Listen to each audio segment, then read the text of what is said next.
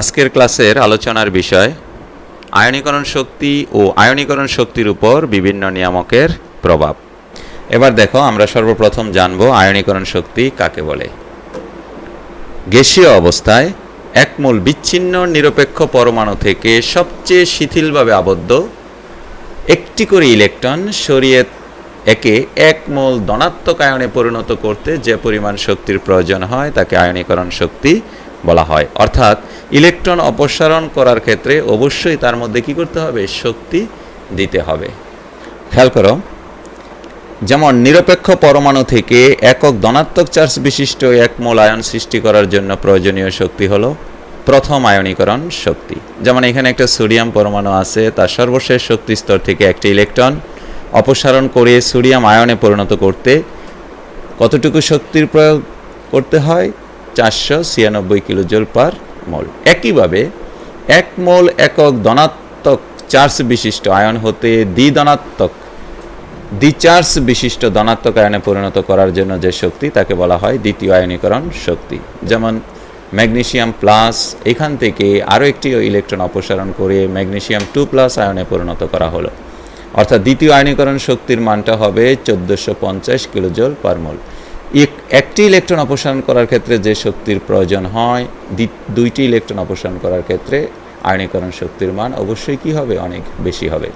আর আয়নীকরণ শক্তি অবশ্যই একটি তাপহারী প্রক্রিয়া। সুপ্রিয় শিক্ষার্থীরা, এবার আমাদের আলোচনার বিষয় হলো আয়নীকরণ শক্তির উপর বিভিন্ন নিয়ামকের প্রভাব। খেয়াল করো, আয়নীকরণ শক্তির উপর 4টা নিয়ামক কাজ করে। 1 নম্বর হলো নিউক্লিয়াসের আদান বৃদ্ধিতে আয়নীকরণ শক্তির মান বৃদ্ধি পায়। এটাকে বলা হয় তোমার কি? পর্যায়বৃত্তিক সম্পর্ক। 2 নম্বর, পরমাণুর আকার বৃদ্ধিতে আয়নীকরণ শক্তি হ্রাস পায়। এটাকে কি বলা হয়? এটাকে বলা হয় আমার গ্রুপ ভিত্তিক সম্পর্ক। 3 নম্বর, অরবিটাল যদি ইলেকট্রন দ্বারা পূর্ণ বা অর্ধপূর্ণ হয়, কুন্ডের নিয়ম অনুসারে তাদের স্থিতিশীলতা কি হয়? বেশি হয়। সেই ক্ষেত্রেও কি হয়? আয়নীকরণ শক্তির ব্যতিক্রম ঘটে, যেটা হলো পর্যায়ভিত্তিক সম্পর্ক এর ব্যতিক্রম। আর সর্বশেষ আমাদের যেটা প্রভাব, 4 নম্বর প্রভাব, এটা হলো কি? আচ্ছাদন প্রভাব। এই 4টা বিষয় দিয়ে আমরা কি করতে পারি? যে কোনো পর্যায়, যে কোনো গ্রুপের মৌলের আয়নীকরণ শক্তির সম্পর্ক ব্যাখ্যা করতে পারি। তা একে একে দেখো, আমরা প্রত্যেকটা পয়েন্ট আজকে আলোচনা করব। সর্বপ্রথম যেটা আমাদের আলোচনার বিষয়, নিউক্লিয়াসের আদান বৃদ্ধিতে আয়নীকরণ শক্তির মান বৃদ্ধি পায়। এই প্রথম বিষয়টা আমরা এখানে উপস্থাপন করতে চাচ্ছি। 1 নাম্বার পয়েন্ট, খেয়াল করো। মনে করো আমি দ্বিতীয় পর্যায়ের মৌল নিয়ে চিন্তা করতেছি। দ্বিতীয় পর্যায়, তোমরা জানো দ্বিতীয় পর্যায়ের মৌল কি কি? দ্বিতীয় পর্যায়ের মৌল আছে lithium, beryllium, boron, carbon, nitrogen, oxygen, fluorine, neon. খেয়াল করো, আমার প্রথম যে পয়েন্টটা বলা আছে নিউক্লিয়াসের আদান বৃদ্ধিতে আয়নীকরণ শক্তির মান বৃদ্ধি পায়। লিথিয়ামের পারমাণবিক সংখ্যা 3, বেরিলিয়ামের 4, বোরনের 5, কার্বনের 6, নাইট্রোজেনের 7, অক্সিজেনের 8, ফ্লোরিনের 9, নিয়নের 10। আমরা জানি পারমাণবিক সংখ্যা বাড়ার সাথে সাথে কি হয়? নিউক্লিয়াসের প্রোটন সংখ্যা, দ্যাট মিনস তার পজিটিভ চার্জ সংখ্যা কি হতে থাকে? ক্রমান্বয়ে বাড়তে থাকে। তো লিথিয়ামের ক্ষেত্রে তার শক্তি স্তর কয়টা? 2টা, বহিস্থ স্তর ইলেকট্রন 1টা। বেরিলিয়ামের ক্ষেত্রে শক্তি স্তর 2টা, বাইরে ইলেকট্রন 2টা। বোরনের ক্ষেত্রে শক্তি স্তর 2টা, বাইরে স্তরে ইলেকট্রন 3টা। কার্বনের ক্ষেত্রে শক্তি স্তর 2টা, বাইরে ইলেকট্রন কয়টা? 4টা। নাইট্রোজেনের ক্ষেত্রে শক্তি স্তর 2টা, বাইরে ইলেকট্রন 5টা। অর্থাৎ ক্রমান্বয়ে কি হচ্ছে? শক্তি স্তর বৃদ্ধি পাচ্ছে না, কিন্তু বহিস্থ স্তরে ইলেকট্রন সংখ্যা বৃদ্ধি পাচ্ছে, অর্থাৎ নেগেটিভ চার্জ বৃদ্ধি পাচ্ছে। সাথে সাথে কেন্দ্রে পজিটিভ চার্জও কি হচ্ছে? বৃদ্ধি পাচ্ছে। এখানে পজিটিভ চার্জ ছিল 3, এটা হলো 4, এটা হলো 5, এটা হলো 6, এটা হলো 7। প্রোটন সংখ্যা বৃদ্ধি পাওয়া, দ্যাট মিনস পজিটিভ চার্জ বৃদ্ধি পাওয়া।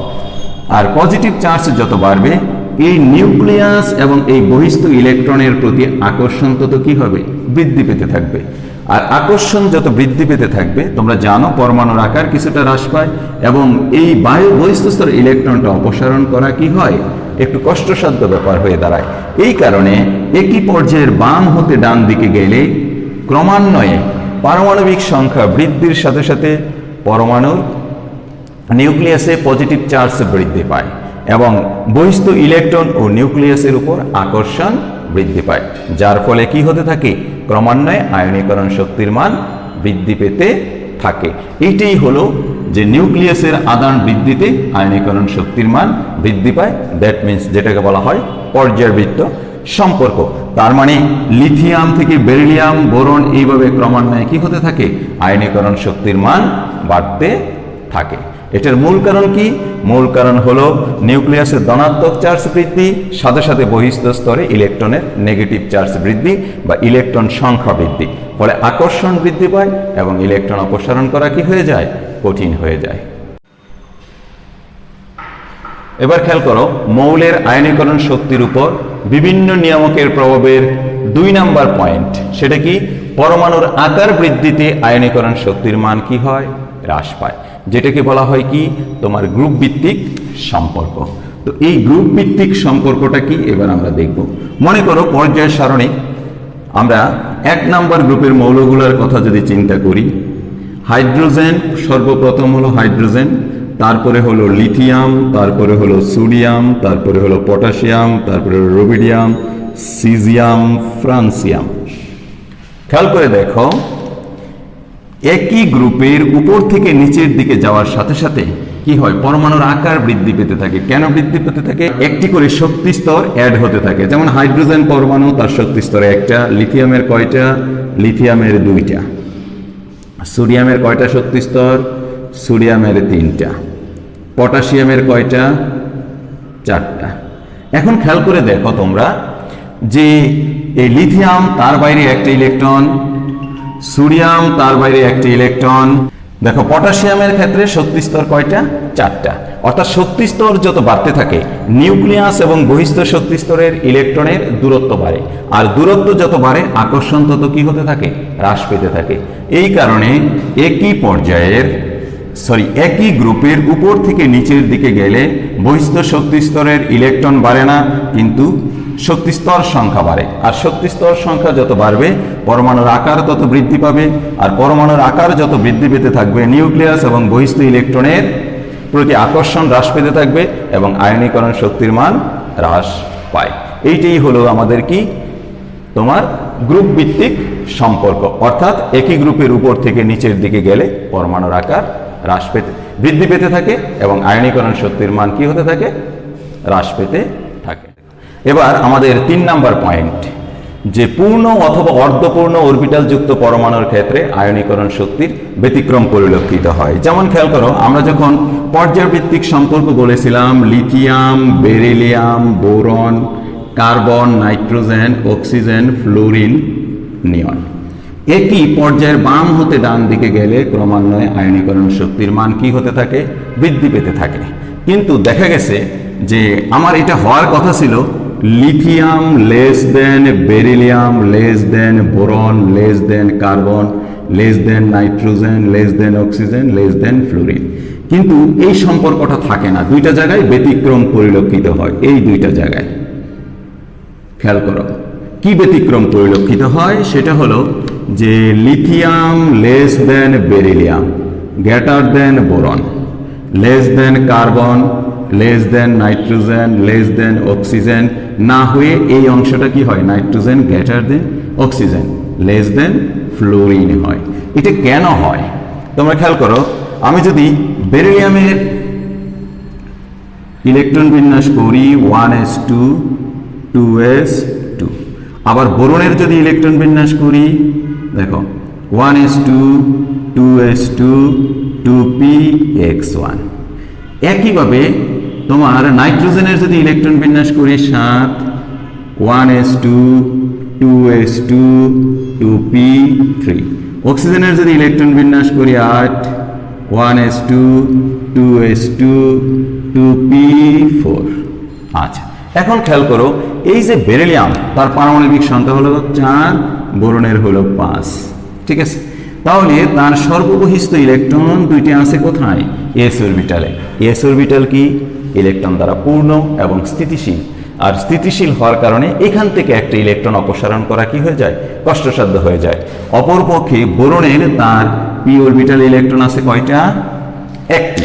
এটা অর্ধপূর্ণও নয়, পূর্ণও নয়। অর্থাৎ পারমাণবিক সংখ্যা, একই পর্যায়ের পারমাণবিক সংখ্যা বাড়ার সাথে সাথে যে আয়নীকরণ শক্তির মান বৃদ্ধি পেতে থাকে, এই ক্ষেত্রে তার ব্যতিক্রম। অর্থাৎ বেরিলিয়ামের বেশি, বোরনের কম। একইভাবে তুমি নাইট্রোজেনের ক্ষেত্রে চিন্তা করো যে নাইট্রোজেনের 2p অরবিটাল ইলেকট্রন দ্বারা কি আছে? অর্ধপূর্ণ আছে, এবং হুন্ডের নিয়ম অনুসারে অর্ধপূর্ণ বা পূর্ণ অরবিটাল কি হয়? অধিক স্থিতিশীল হয়। এই কারণে এইটা হলো অধিক স্থিতিশীল। অপরপক্ষে অক্সিজেন পরমাণুর ক্ষেত্রে খেয়াল করো, এই পি অরবিটালটি কি নয়? অর্ধপূর্ণ নয় অথবা পূর্ণ নয়, যার কারণে তার স্থিতিশীলতা কি? তুলনামূলকভাবে কম। ফলে এই অক্সিজেন অপেক্ষা নাইট্রোজেনের আয়নীকরণ শক্তির মান কি? বেশি হয়। একইভাবে তুমি যদি তৃতীয় পর্যায়ের ক্ষেত্রে চিন্তা করো, যেমন তৃতীয় পর্যায়ে আছে sodium, magnesium, aluminium, silicon, phosphorus, sulphur, chlorine, argon. এখানে খেয়াল করলে ইলেকট্রন বিন্যাস করে দেখবা এই দুই জায়গায় ব্যতিক্রম দেখা যায়, ম্যাগনেসিয়াম, অ্যালুমিনিয়াম এবং ফসফরাস ও সালফারের ক্ষেত্রে।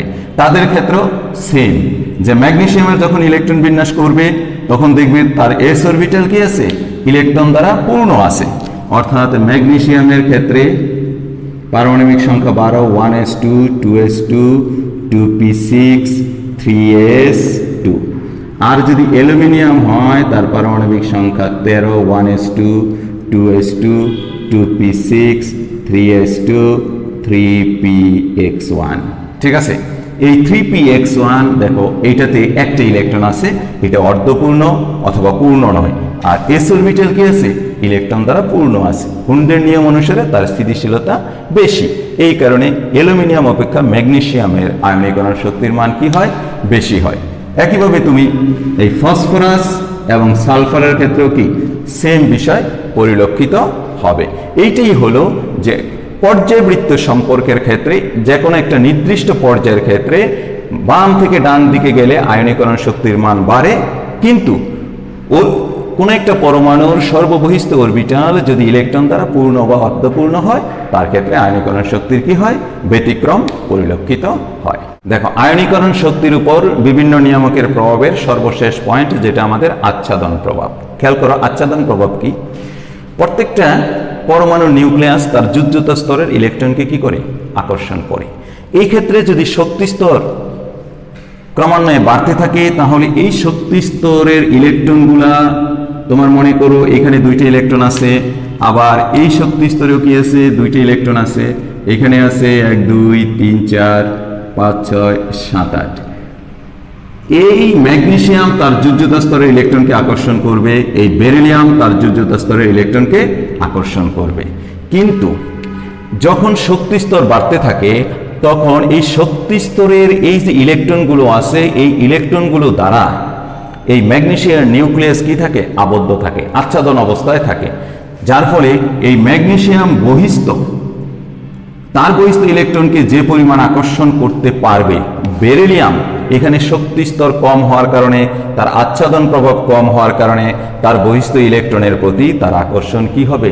তুলনামূলকভাবে বেশি হবে। এটার মূল কারণ হলো এখানে শক্তি স্তর একটা, এখানে শক্তি স্তর দুইটা।